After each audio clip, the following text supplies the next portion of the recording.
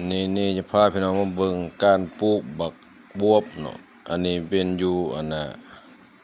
แคมป์ของผู้จีนนี่โอ้คมงามมากได้นี่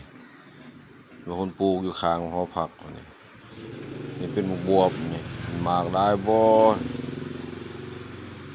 มาทางนี้สิมีกล้วยนี่เนาะนี่แม่นเห็นบอกเฮ็ดข้างความงามเขาใส่ปุ๋ยนี่บักแตงเป็นหมากแล้วเขาใส่ทงไว้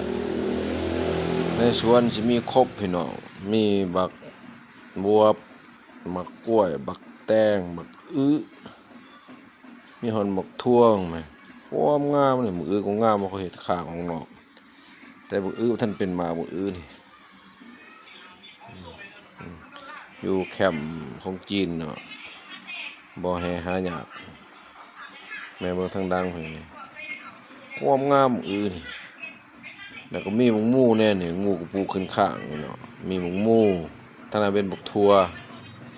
เป็นหมากหมดแล้วโอ้เป็นตาสะอ่อนพี่น้องเพิ่นอยู่นี่3คนเพิ่นเฝ้าแคมป์นี่เนาะบ่ทาซื้อพืชผักปลูกกินเองโอ้คันเฮาบ่ขาดบ่มีย้านว่าสิหิวพี่น้องเบิดนี่อยู่แนวกินสวนครัวแบบออร์แกนิกสวนครัวน้อยๆแต่มันเท่าการอยู่